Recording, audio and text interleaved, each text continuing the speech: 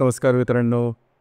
सिंह राशीचा राजयोगकारक ग्रह मंगळ जो की सिंह राशीच्या व्यय स्थानात अशुभ स्थानामध्ये भ्रमण करतो आहे आणि तो दिनांक 7 डिसेंबर नंतर वक्री होणार आहे. याचप्रमाणे दुसरा महत्त्वाचा ग्रह सिंह राशीचा तो म्हणजे गुरु हा सिंह राशीच्या 10व्या स्थानामध्ये भ्रमण करतो आहे आणि तो वक्री झालेला आहे. हे जे दोन ग्रह आहेत त्याचे प्रभाव परिणाम त्याचप्रमाणे इतरही जे ग्रह आहेत त्याचे प्रभाव सिंह राशीवर नेमके कशा प्रकारचे असतील त्या सर्व संदर्भातली खुलासेवार चर्चा आपण या व्हिडिओमध्ये करणार आहोत.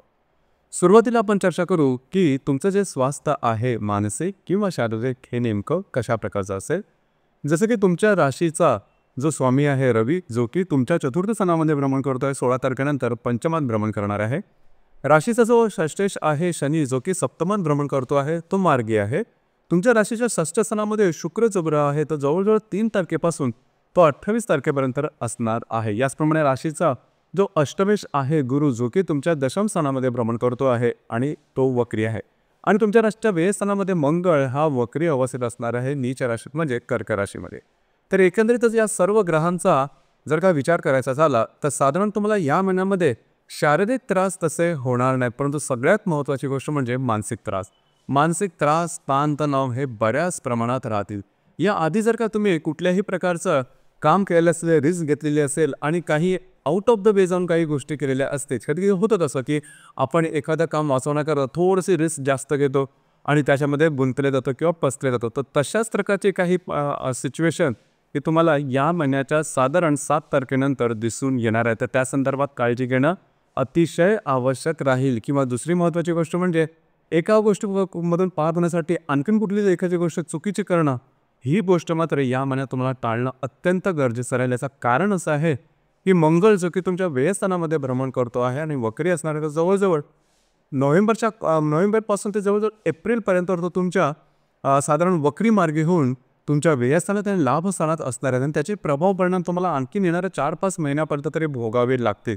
तर साधारणतः काय चुका झाल्या असतील त्या तशाच ठेवा. त्या चुकांमधून मार्ग करण्यासाठी आणखीन काय मोठी चूक करू नका, कारण तुम्ही गुंतले जाणार. लक्षात घ्या तुमच्या राशीचा जो महत्त्वपूर्ण दुसरा जो ग्रह आहे गुरु हा सुद्धा तुमच्या दशम स्थानात आहे, मात्र तो वक्री आहे. त्याच्यामुळे ग्रहांचं पाठबळ तुम्हाला या महिन्यामध्ये मिळणं थोडंसं कठीण होऊन बसेल. तर त्या अन्वये कुठल्याही प्रकारचं वेगळी काही गोष्ट करू नका. तुमची जी रास आहे ही रिस्क घेण्यामध्ये काही मागे पुढे बघत नाही, जोखीम घेण्यामध्ये काही मागे पुढे बघत नाही, परंतु त्रास तुम्हाला या महिन्यामध्ये जाणवेल. लक्षात घ्या. किंवा पुढे येणाऱ्या कालावधीमध्ये सुद्धा तशा प्रकारचे काही अनुभव येऊ शकतील. आर्थिक स्तराबद्दल सांगायचं झालं तर 3 जे ग्रह आहेत हे 3 ग्रह तुमच्या राशीसाठी सगळ्यात महत्त्वाचे आहेत. एक आहे बुध, गुरु आणि मंगळ. बुध जो ग्रह आहे तो तुमचा लाभेश आहे, धनेश आहे. गुरु जो आहे तो तुमचा पंचमेश आहे, अष्टमेश आहे. आणि मंगळ जो ग्रह आहे तुमचा राजयोगकारक ग्रहच आहे. बुध ग्रहाबद्दल सांगायचं झालं तर हा जो बुध ग्रह आहे तुमच्या चतुर्थात भ्रमण करतोय 16 तारखेनंतर तो मार्गी होणार आहे. आणि जो गुरु आहे तो दशमात भ्रमण करतो आहे तो वक्रीच आहे. मंगळ तुमच्या व्ययस्थानामध्ये भ्रमण करतो आणि 7 तारखेनंतर वक्री होणार आहे. तर साधारणतः या महिन्यामध्ये थोडेसे फायनान्शियल क्रंचेस तुम्हाला जाणवू शकतील, म्हणजे खर्च वगैरे थोडेसे जास्त झाल्यासारखं जाणवेल. अर्थात तुमची जी येणी असतील ती नॉर्मल राहतील, तुमची गुंतवणूक चांगली व्यवस्थित राहील नेहमीप्रमाणे, परंतु अतिरिक्त कामाचा बोजा म्हणा किंवा अतिरिक्त खर्च हे अचानकपणे येतील किंवा काही गोष्टी तुम्हाला खर्च कराव्या लागतील. तर त्या संदर्भात थोडीशी काळजी घेणं गरजेचं आहे. दुसरी महत्त्वाची गोष्ट म्हणजे जर तुम्ही शेअर मार्केटमध्ये ट्रेड करत असाल तर शॉर्ट टर्ममध्ये अजिबात ट्रेड करू नका. काही त्या बाबतीमध्ये तुम्हाला काही चांगले फायदे मिळणं हे जवळजवळ कठीण होऊन बसेल. उलटपक्षी तुम्हाला त्याचा फार मोठा फटका बसू शकेल. लाँग टर्ममध्ये जर का तुम्ही काही इन्व्हेस्टमेंट केली असेल तर त्या संदर्भात तशी काय काळजी करू नका. ही गोष्ट अतिशय महत्त्वपूर्ण आहे.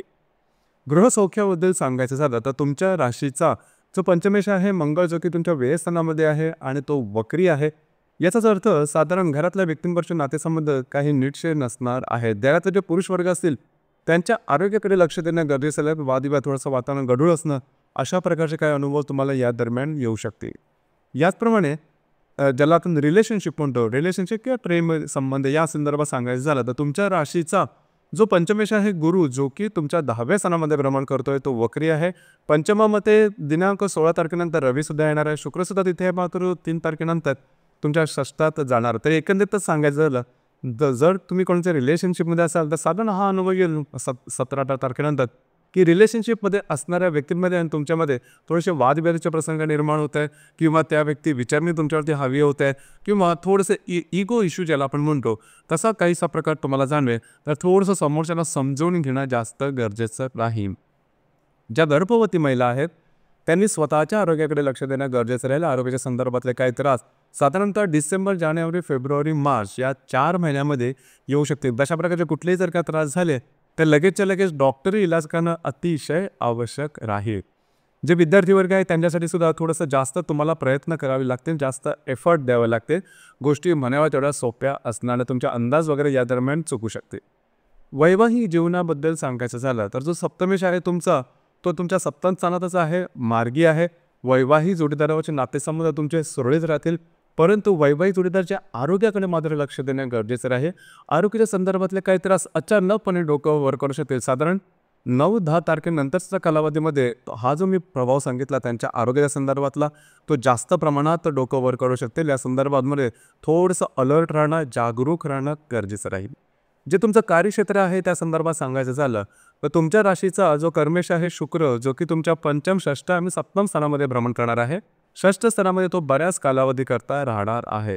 तर साधारणतः ज्या ठिकाणी तुम्ही काम करता, नोकरी करता किंवा व्यवसाय करता त्या ठिकाणी ज्या महिला कर्मचारी आहेत त्यांच्यापासून थोडंसं सावध राहणं गरजेचं राहील, कारण वादविवादाचे प्रसंग निर्माण होऊ शकतील आणि त्याचं सगळं जे हे असेल त्याची सगळी जबाबदारी तुमच्यावरती येऊ शकेल. तर त्या संदर्भात थोडीशी काळजी घेणं महत्त्वपूर्ण आहे. तर एकंदरीतच सांगायचं झालं तर या संपूर्ण महिन्यामध्ये तुम्हाला थोडासा मोकळा श्वास घेणं थोडंसं कठीण होऊन बसेल. थोडीशी धावपळ असेल, स्ट्रेस असेल, टेन्शन असेल. पण तुमची जी रास आहे रवीची रास आहे, तुमच्या राशीमध्ये सामर्थ्य अतिशय चांगलं आहे. तर त्याचाच साधारण तुम्हाला हे करावं लागेल. या महिन्यामध्ये थोडंसं पेशन्सने काम करावं लागेल आणि लगेचच्या लगेच काही निर्णय घेऊ नका, टोकाचे निर्णय काही घेऊ नका. तडजोडीचं धोरण अवलंबा. आणि दुसरी महत्त्वाची गोष्ट म्हणजे एक चूक लपवण्यासाठी त्याला अनुसरून दुसरी कुठली मोठी चूक करू नका, कारण त्याच्यामध्ये जर का तुम्ही फसलात आणि फसले जाणार तर पुढचे 4-5 महिने हे अतिशय जड जाऊ शकतील. या संदर्भात काळजी घ्या. दुसरी महत्त्वाची गोष्ट म्हणजे डे टू डे लाईफमध्ये जे ग्रहयोगांचे परिणाम असतील हे नेमके कशा प्रकारचे असतील. जसं की दिनांक 2 तारखेला हर्षल आणि शुक्राचा त्रिकोण योग होणार आहे. हर्षल जो की तुमच्या 10व्या स्थानामध्ये भ्रमण करतो आणि जो शुक्र तुमच्या 6व्या स्थानात भ्रमण करेल. दोघांचा त्रिकोण योग दिसून तुमचे कार्यक्षेत्र असेल त्या संदर्भातल्या काही नवनवीन चमकदार कल्पना तुम्हाला येऊ शकतील. आणि दुसरी महत्त्वाची गोष्ट म्हणजे काही चांगल्या ऑपॉर्च्युनिटी वगैरे तुमच्या समोर येऊ शकतील की ज्या पॉझिटिव्ह असतील. याचप्रमाणे दिनांक 4 तारखेला शनी आणि रवीचा केंद्र योग होणार आहे. शनी जो की तुमच्या सप्तमात भ्रमण करतोय, जो रवी तुमच्या चतुर्थात भ्रमण करतोय, दोघांचा केंद्र योग वैवाहिक जोडीदारावरच्या आरोग्याकडे थोडंसं लक्ष देणं गरजेचं आहे. आरोग्याच्या संदर्भातले काही त्रास या दरम्यान जाणवू शकतील. दिनांक 7 तारखेला शनी आणि बुधाचा केंद्रयोग होणार आहे. तर वैवाहिक जोडीदारावर मानसिक वैचित्र्य किंवा मतवैचित्र्य अशा प्रकारचे काही अनुभव या दरम्यान येऊ शकतील. दिनांक 12 तारखेला मंगळ आणि शुक्राचा प्रतियोग होणार आहे. हा थोडा महत्त्वपूर्ण योग आहे. खास करून मंगळ जो की तुमच्या व्ययस्थानात वक्री असेल त्याची दृष्टी व त्याचा प्रतियोग शुक्राबरोबर असणार आहे. तर खास करून ज्या ठिकाणी तुम्ही काम करता त्या ठिकाणी ज्या महिला कर्मचारी असेल त्यांच्यापासून थोडंसं सावध राहणं गरजेचं आहे. वादविवादाचे प्रसंग वगैरे निर्माण होतील. आणि ज्या महिला सिंह राशीच्या आहेत त्यांनी स्वतःच्या आरोग्याकडे लक्ष देणं अत्यंत आवश्यक राहील. कार्यक्षेत्राच्या संदर्भात स्ट्रेस, टेन्शन हे जास्त जाणवेल, परंतु भावनेच्या आहारी जाऊन टोकाचे निर्णय मात्र घेऊ नका. याचप्रमाणे दिनांक 18 तारखेला नेपच्यून आणि रवीचा केंद्रयोग होणार आहे. नेपच्यून जो की तुमच्या अष्टमात भ्रमण करतो त्याबरोबर तुमच्या पंचमात भ्रमण करणारा रवी केंद्रयोग करणार आहे. साधारणतः जर तुम्ही शेअर मार्केटमध्ये ट्रेड करत असाल तर या दरम्यान कुठल्याही प्रकारचे मोठे ट्रेड करू नका. नीट विचार करून गोष्टी करणं गरजेचं राहील. ज्या गर्भवती महिला आहेत त्यांनी स्वतःच्या आरोग्याकडे लक्ष देणं आवश्यक राहील. याचप्रमाणे दिनांक 20 तारखेला गुरु आणि शुक्राचा त्रिकोण योग होणार आहे. शुक्र जो की तुमच्या 6व्या स्थानामध्ये भ्रमण करतो आणि जो गुरु तुमच्या 10व्या स्थानात भ्रमण करतो, दोघांचा जो त्रिकोण योग आहे हा तुमच्यासाठी शुभफलदायी असणार आहे. तुमचं जे काही कार्यक्षेत्र असेल त्या संदर्भातल्या नवनवीन संधी तुम्हाला उपलब्ध होऊ शकतात. याचप्रमाणे प्रमोशन मिळणं अशा प्रकारच्या सुद्धा काही गोष्टी होऊ शकतील किंवा वरिष्ठांबरोबर तुमचे नातेसंबंध चांगले राहून तुम्हाला त्या संदर्भाचे काही चांगले फायदे मिळणं असे सुद्धा काही अनुभव या दरम्यान येऊ शकतील. याचप्रमाणे दिनांक 27 तारखेला शनी आणि बुधाचा केंद्रयोग होणार आहे. शनी जो की तुमच्या सप्तमात भ्रमण करतोय, जो बुध चतुर्थात भ्रमण करतोय, दोघांचा केंद्रयोग वादविवादाचे थोडेफार प्रसंग तुमच्यात आणि तुमच्या वैवाहिक जोडीदारामध्ये येऊ शकतात. याचप्रमाणे दिनांक 28 तारखेला हर्षल आणि शुक्राचा केंद्रयोग होणार आहे. हर्षल जो की तुमच्या भाग्यस्थानात भ्रमण करतो, त्याबरोबर तुमच्या षष्ठात असणारा जो शुक्र आहे त्याचा केंद्र करणार आहे. तर थोडंसं आरोग्याकडे लक्ष देणं गरजेचं राहील. स्वतःच्या आरोग्याच्या संदर्भातले काही त्रास या दरम्यान डोकं वर करू शकतील. कार्यक्षेत्र संदर्भात कुठल्याही प्रकारचे महत्त्वपूर्ण निर्णय या दरम्यान घेऊ नका.